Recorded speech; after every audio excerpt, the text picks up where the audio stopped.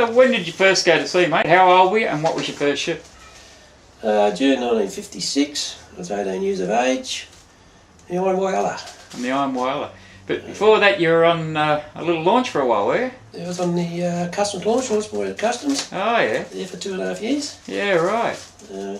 Very good job. Oh, I'd say it would be too, yeah. Yeah. The, well, we know what the customs launch would have been. What type of ship was the Iron Whaler? She was a bulk carrier, coal and coke from Newcastle to Whyalla, all back. Oh yeah. And was she motor or steamer then? She was steam. She was coal burner. Coal burner. Yeah, right, yeah. And roughly how many was in the crew on there? I think about 34 to 36. Yeah, right. Yeah. And what made you choose going to sea, mate? Well, I come from Wigan, about 500 yards from Frosby Creek, sort of that they used to call Frosby Creek at them days. Yeah. I sold papers on the ships, and then I went on the customs launch. I was always wanting to go to sea. I'd been named down from I was 16 to go to sea. All my mates went to sea, so I followed. Yeah, yeah. You got away. Good old bloke got your way, Billy Timmins, eh? Billy Timmins. Yeah, I remember Billy. He's a good old bloke, Billy. Yeah. Is he still alive and kicking? No, he Oh, he's okay. Yeah, yeah. And when you got away, mate, what were the conditions like? Your wages, your hours of work, leave? He's offhanded me wages. I think they were about $20 a fortnight more than I was getting dollars these days. Yeah. Pound them days. I'd be about £10, I'd say, more than I was getting ashore at the customs launch. Yeah. Conditions, well, me being a young bloke not used to the working conditions at sea, I thought they were pretty good. Yeah. The food was all right, pretty good. With the BHP later on I found out how hard they were, but I appreciated it at the time because getting away to sea I thought it was the best thing that ever done to me. Yeah, yeah. Yeah, and them days there your leave was not much either, was it? Well, I done 12 months straight to get the deck boys time in. Yeah. And then we got into Newcastle at 9 o'clock in the morning. They said, you've got to go to the boat drill. Yeah. And you can't pay off till 2 o'clock in the afternoon, so you've got to work till 1 o'clock. Yeah. Yeah, that's right. In them days, how long roughly did you get in port to load and discharge? Well, we were fortunate. Like with the discharge and loading the coke, we were getting about 5 days in Newcastle. But there was virtually no time off. Yeah, yeah. And when you're a deck boy, and that can you remember what the duties used to be, and as you progressed through the ranks, how the duties and that changed? Yeah, well, deck boys, we used to do the work at alleyways. And one of us, there was 2 deck boys. We used to make the smokos for morning and afternoon. And you'd only get a certain time to do the alleyways, and if you wasn't finishing a certain time, they'd come and see where you were. Yeah. They'd get out on deck to go and do your normal duties like chipping paint and whatever, or getting under winches and something like that. So. And with them days, I think the donkeyman and the bosun used to have they had a mess room. We had to clean their mess room out, get their stores and whatever. That was one of our allocated duties. To look after them too. What was were they double berth or single berth deck boys coming on? Deck boys was double berth. Yeah, it's the same as my first job was. The Kimberley was my first job, double berth. Yeah. And as you progressed through Bucko and AB and that there, and how did your well, the ordinary seaman finished up after 3 months trying to get a job as an ordinary seaman. I finished up in the Iron Yampy. Oh yeah. And that was a single berth cabin. And Joe Montague, he was our bosun in them days, and he was a really staunch union member. Very good unionist, and he taught me virtually everything I knew about seamanship. You know what happened to Joe, don't you? Yeah. Yeah, Blake Flitty straight. Yeah, he's a very, very good friend of mine. Yeah.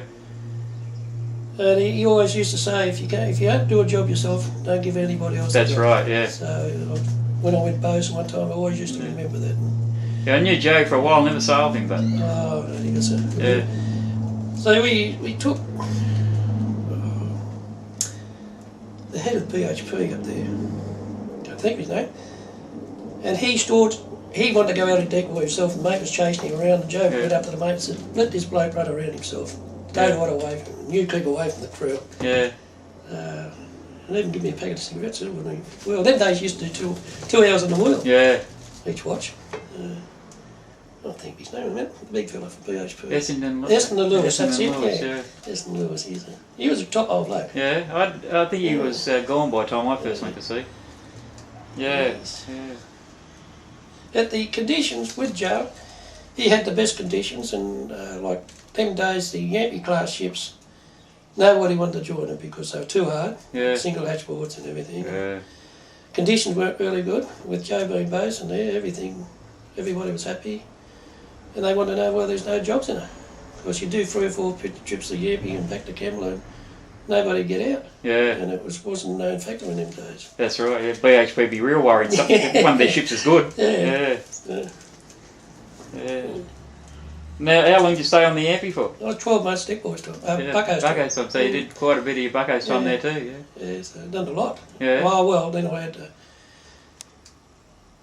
There wasn't too many seamen's jobs out of Bucko's jobs out of Newcastle, so I went down and shipped out of Kembla. Oh, yeah. And try and get a job down there. And I got a seamen's job on the Dandenong. It was Easter time actually. Oh, yeah. And none of the AVs, they weren't allocated into jobs them days. And I put my hand up because I got my Bucko's time in, so they put me there seaman. And after a trip down to Melbourne, the boys in Campbell, they said, well, get him out because we want the job there. And I says, no, he's staying there for the 6 months because of change of articles. So. Yeah. And they didn't want to go away at Easter time. So. Similar thing happened to me. I was on the Triaster. Picked her up with Seaman. And the Triaster was the same as the BHP jobs. No ABs wanted to join her. Yeah. Anyhow, she changed articles. Well, she was on overseas articles anyway, but she was changing to go to Japan to finish up. And the bloke said the same to Roger and Burton, that, there's a seaman there, get him out and put an AB there. And Roger said, hang on a tick, if you're talking about Wayne Finch, no, he joined it when no one else wanted to join it, and bloody he's staying there to finish the ship up. No one else wanted to join it, Yeah, Similar thing happened. Well, Snowy Webster, he said the same. Yeah, so, and as you progressed to AB, it would have changed again too. Well, when I finally got to AB, I finished up with the lake boats, which was, they were renowned as the good jobs them days because the BHP being what BHP was. And the A&L and the, like, first you got McGregor hatches, they'd just come into being in them days. And they were just easy job sort of thing. But there was all bulk carriers, so there was no seamanship involved. No. Which was no gear or nothing on them. Yeah. So when you first got away, what was the tackle like, mate? Well, you'd have your good and have your bad. Like them days, they'd say they were army cooks or something like that. And, well, they had to bake their own bread and make their own ice cream and whatever. Yeah. Sometimes you got a good baker, you wouldn't be any good at anything else. Oh, yeah. I was when I did Joe Patterson, you were talking about, remember you'd be under the ore loader and that, and because everything wasn't packaged, it wasn't in carb, you'd have sides of beef and the ore would be going over it, and But so it sort of changed a little bit in the time. So So when you first got away, in good old BHP, what did they provide in the way of linen, soap, safety gear, tools, wet weather gear, working gear? Yeah, well, they had all the safety gear. Like wet weather gear, but no earmuffs or work boots, or you had to supply all of them yourself. But the only reason why they supplied, I think Judge Foster just gifted to them the wet weather gear just after I got away, or just before I got away at sea. So we were fortunate that you'd look at it and shoot peas through it anyway. So it wasn't much good. Remember that prison gear they used to supply us with, North? Oh, the North, that was that's another thing. That was after.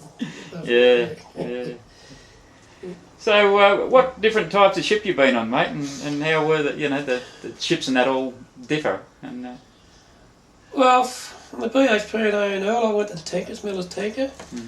Then I was on the Howard Smith. She was another tanker. She was a hobo, like a bulky tanker, but. And then I went to the Australian Trader, the passenger ferry. I done 7 years on that. She was built in Newcastle. And I picked her up in '69. And I done 7 years in her. She was running from Melbourne, Tassie for 3 years, and then she swapped over with Empress Australia. And we went on the Sydney Tassie run with the passengers. But that was a sad thing too. Like, that was one of the biggest disputes we were into. Stop her from going to the Navy.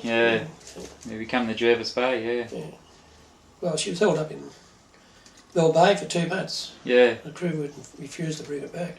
Well, that was one of the questions we were going to ask you further down, but we'll go on to it now. What sort of disputes and that you've been on in shipboard or otherwise? That would have been the main one. There was all in little disputes about working conditions and all that.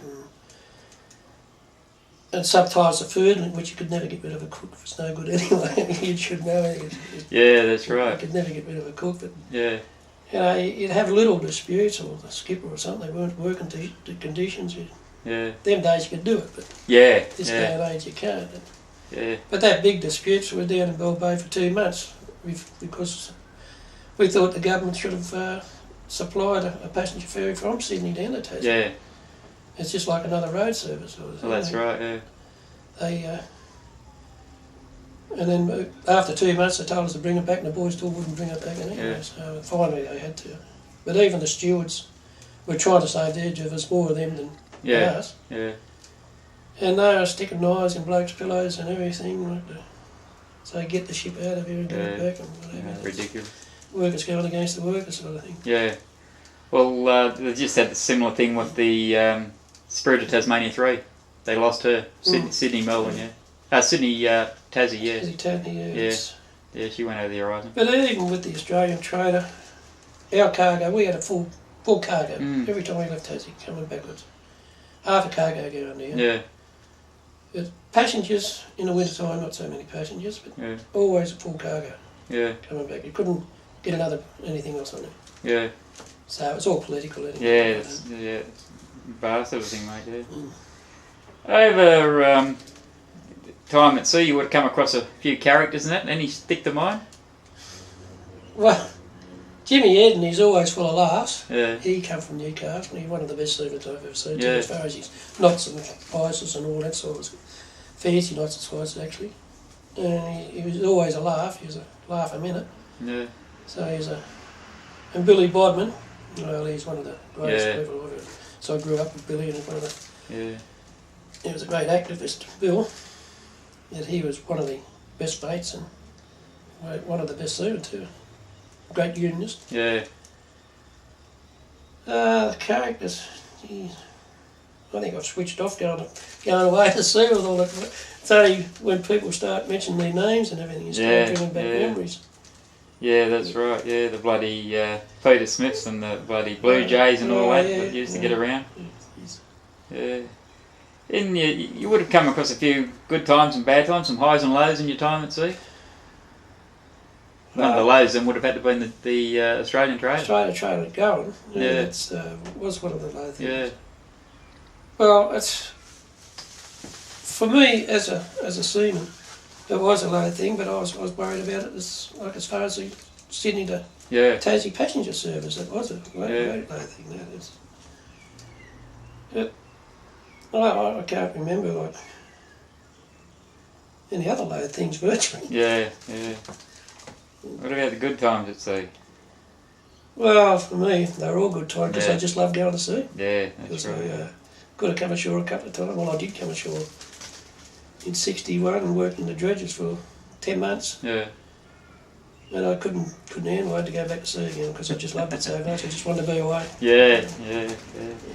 And in that time, you would have had a few hits or near misses and that. I suppose rough weather, you know. Yeah. Oh, that's another thing too. I used to love rough weather. Yeah.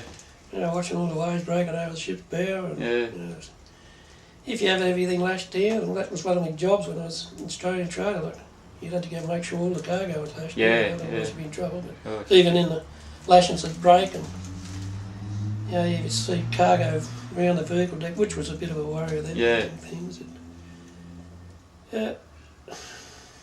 So even the lucky ones, you're never in no sort of bad cranes or anything? Never ever in any bad ones, no. No, there's never, that's fortunately. Yeah. Well, that's good. Well, we went up to Japan, my last ship there on the Indian. It was a cyclone coming, so they chuffed us out of the port, and there was Nagoya, that's where the main car manufacturers all went, and car carriers everywhere, so one of them decided to ride it out. It was only a small 7,000 tonner. Yeah. And they were all up in the bridge, probably all worried, all hands. and a wave just smashed over the bow and went right through the bridge and killed three of them. Jesus Christ. And like we were running the other way and they're riding it out, so we were fortunate enough to... Our skipper was wise enough to run with it. Yeah, get out of the way, because them typhoons are not pretty good up there, are they? What did the Seaman Junior Australia mean to you, mate, and how did it influence your seaboard life, your shipboard life and family life? Well, the Seaman Junior to me, I think it taught me to be a better man, to look after your fellow workers and all that. Well, I was always bred into us as being Briton boys. You've always been from a poor suburb and we always looked after each other, but being in the union, Seaman's Union, it made you become a better unionist with all their stop work meetings, and if you didn't go to the stop work meetings you was asked the question why you didn't go them days. So. Well that was the next question too, the importance of stop work meetings.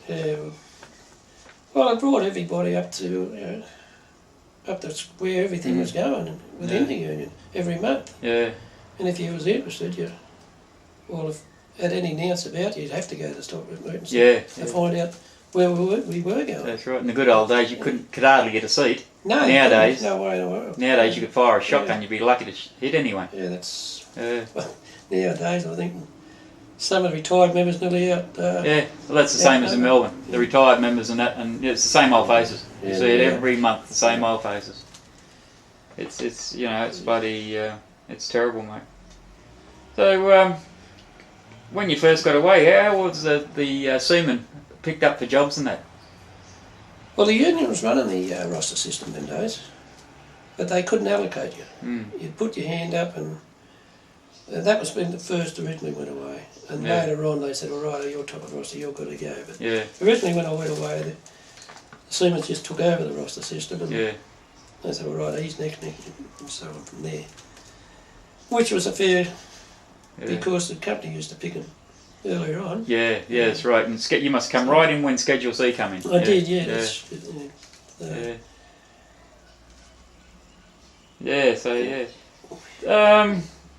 Well, we've already worked out one about Schedule C. What about the SRF, mate? How did the effect did it have on you when it was one of the best things going, I reckon? That was the greatest thing that's ever happened to me in my life. That's why I could retire at 60. I was always going to retire at 60. Because they only give you 3 score years and 10, so that I'll have 10 years of good life. And with the SRF, if that didn't happen to us, we would have been in dire straits. A lot of seamen walked down the gangway after the last pay pack and that was it. That's right, so... Actually, I was having a look, and I was at a centenary convention, and all that was brought up, 68 actually, I've got a little form in there, and born in 68, you can have it if you want, where all these things that we've got today was all brought up in 1968. And pension scheme was brought up in 1968, and SRF was formed in 72, I think, wasn't it? Early 72, I remember some blokes saying, I'd never go into that, get better rate out of the bank. I reckon they cut their risk if they found out, How did going to sea affect your family life, mate? Well, that had a great effect on me family life. I suppose I should have had more to do with my kids and everything, which I didn't do. And I was too involved with, if I did come in, I was delegate on every ship. And in the I class, the Iran, the Laura, and I was always delegate there. And actually the crew would want you to run up the union. You've got 36 hours in port, so I'd be running up the union instead of going home, sort of thing. And that didn't go over too big either. So. Like a pork chop in the synagogue, mate. And what was the last ship you're on? That was the Iron Yandy. Iron Yandy, what was she? She was the 175,000 tonne BHP job. She was running up to Korea. Port Edmund, Newcastle, or Kimler. And up to Korea. Japan mainly. No, but Japan. But that was another education of my life. When I joined it brand new, we had 12 days in the shipyard in Korea. And they'd build about 6 ships in 18 months or something. They'd have like a bow section in one part, and then a bridge section in another part, engine room, and they'd all come together. So it was really education, the shipyard, and it wasn't a thing out of place up there. Yeah. All the workers were in uniform. You didn't see a dirty worker. Like in the spray yard, you didn't see any overspray or anything. It was just, everything was just spot on up there. Yeah. It's 175,000 tonne, I think they built in 18 months. So, yeah. Isn't it just, yeah. And what year did you retire?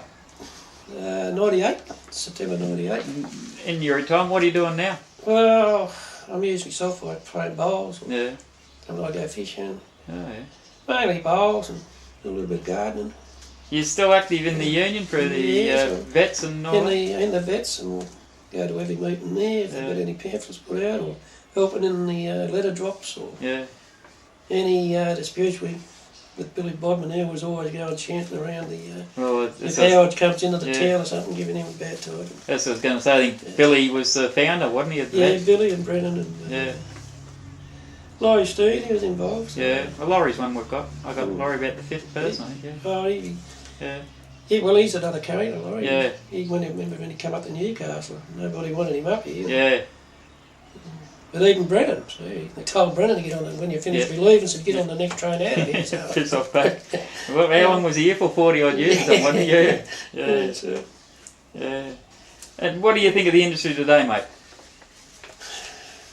Well, the people coming into the industry today, from what I've seen, so I go to every stockbrook meeting, every vets meeting, and the younger people today, they're not standing up for their own rights, in my opinion. What they're doing on the ship, I don't know. Yeah, they just don't seem to be interested in unionism or whatever. It's a pity to see them like that. Well, that's one of the reasons why Johnny Briton and myself decided to sit down and do these, because they all come to see, or not all of them, but a good majority of them come to see thinking, oh, geez, the ship owners give us this, isn't he a good bloke? And they don't realise that blokes like yourself and you know, Billy Bodman and the Brennans and the E.V. Elliots and all that, who fought for these and got them, you know. It was a struggle, it was a big struggle. Yeah, that's Them right. days, they were very big struggles. Yeah, well, you remember bloody BHP yourself, to get out of a weekend sail and they put the board up for 30 seconds past midnight on Monday morning, they didn't have to pay your EDP. That's right. I mean, nowadays it's unheard of, you know. Yeah, 20-minute smokers. Yeah. And then a mate would be knocking on the door, where are you? Bell to bell. If you weren't out, go to lunch, and if you weren't out there on the dot of 1 o'clock. I remember one time storekeeper come out, we were working for it, he said, right, a smoker. And a mate come down, he said, they come down here 2 minutes early, so out they go again. Yeah. So they finished, so.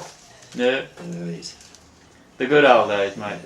Well, that's the last of them. You got anything else you'd like to add? Or? Not really. I'm a very shy sort of person. Well, you were telling me one thing about some slimy little bastard in Canberra there. So. Oh, that thing, he's the one that instigated to get rid of the Seaman Union. Well, not the Seaman Union, getting rid of the ships. Yeah. The Maritime Union now, but he's getting rid of all the Australian ships with the single voyage permits he's issuing out, like left, right and centre, and they're worried about terrorism and all that. Yeah. And these people coming in, they wouldn't have a clue what sort of people they are. They haven't been screened or anything. That's right. But even in the early days on the customs launch, they used to come in direct to Newcastle, come into our base, and we used to take the quarantine doctor out. And even the doctor would go out and have a look. You don't even know what they're bringing in this day and age. It could be anything. Yeah, that's right. But him, with his single voyage permits, and he's just killed like the Australian shipping. Yeah, well, ANL is manned by the League of Nations now. Yeah. Filipinos, Ukrainians, Indonesians, and I mean, he's talking about the states have banned Indonesians from going on the ships that are there, yet he's got Indonesians running on so-called ANL ships, which are now owned by the French anyway. Yeah, no, it's ridiculous. There's going to be a big battle trying to get them back again. And we've got to get the younger blokes interested to try and get all these conditions back that we did have. Yeah. Try and get rid of the main objective is to get rid of this little bloke. Oh yeah, if we don't, mate, we're absolutely stuffed. Absolutely stuffed. And as you say, the young blokes take everything for granted. Yeah. And you've got to fight for it. Yeah. You've got to get rid of it. That's right, mate. Yeah. Well, Arthur, if that's it. Yeah. Thanks very much, mate. That wasn't so painful. No, not really. But you know, if we're sitting around having a beer somewhere, there'll probably more come out of me because I'm not that sort of person that have heavy class ships. Yeah. Like they'd have euchre tournaments. We had no TV. Have euchre tournaments, your dart tournaments, and crib tournaments, and And you go out and deck and play against the engineers and volleyball. I remember with Billy Bodman, he skipper, he used to come, Egblom. Yeah. He used to throw a medicine bottle at each other. Yeah. And I tried to get in there, I don't know, a little bloke, and Bodman said, "Get out of the way, he'll kill you." And Bodman threw one a medicine ball, but he finished up. He used to get up in the hatch, number 5 hatch, or number 4 hatch them days. And he put Egblom into the winches. He's hitting that hard with a medicine ball.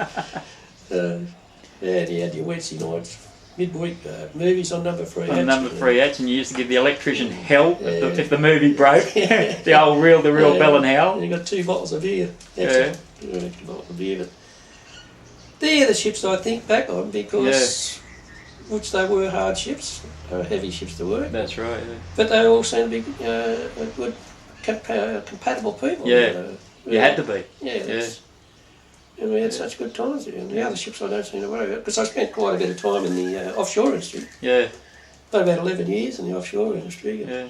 And that was a tough organisation to be in. Yeah. But I enjoyed it because every minute of the day was different. Yeah. You get up in the morning, you didn't know what you was going to be doing. So.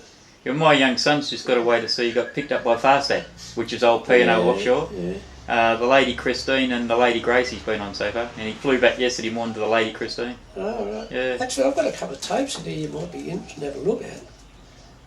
I could lend them to you. Yeah. It's, I can put them on. Well, you've got to get out to Tommy's place. Get them, have a look at them, because they were taken by the person from the college down at Launceston. He came aboard and took one of them, and the other one was taken by one of the ABs on the Far Sword. Yeah. And they were doing rig shifts, and they were showing us on the I can't remember what I was on. We were towing the Byford Dolphin. Oh yeah. And the weather did come up then. That was really bad, that one too. But I'll go and get them, and if you can have a look, if you're interested. Yeah. A little bit. I don't know whether they're any good or not. Yeah. Thanks, mate. Look for stuff in Manila. Which one was that? The Iron Yappy. Yeah. And Billy Bodman and that. And got all these flags around this bar. And there was no room for the Australian flag. So we took the Norwegian flag down and put the Australian flag up. Yeah. And there's a big blur that the Norwegians are going to come down and pull ours out and put theirs back up again. And Egg-Bob and the skipper said, "Well, who would have done that anyway?" They said, "I think it was the mate put it up there anyway." So all hands, everybody from the skipper, engineers, everybody, all of the crew thinking there was going to be a big blue, but then pulled our flag down. They all went up to this bar. Yeah. And it didn't eventuate anyway. So. Not the Kangaroo Club. No, this is the Aurora's Canteen. Oh, right, yeah. We were 1966 we went up there. Right. And, we were one of the first Australian ships to be up there. It wasn't... which one of them went up there and there was a mongrel of a skipper there? And that was a Yankee too. Was it about the Filipino haircut? Oh, no, I thought you were going to say something else. I'm going to get him bumped off. Yeah, the Filipino haircut. Yeah. But that went out of proportion. Yeah. He was really worried about that. I was on there too. Yeah. It got right out of proportion. That was hard. Yeah, right. But Egg-Blom, he said to us when we first went up, "Right, we're ambassadors, and what, you just fly the flag. Yeah. Do the right thing by everybody, don't go getting drunk and doing and carry on." So next minute he's coming down the wharf drunk and you know, I was talking to Joey Patterson about it yesterday, when the Wyndham went to bloody New Zealand. Same sort of thing, only it was McLeod was the skipper. And he's called us, the delegates and that up, and I think I was one of the delos there, and he's bloody said, "Now I don't want you all getting drunk and bringing all the moles on board and wrecking me ship and everything like that. The first sign of trouble, they're ashore."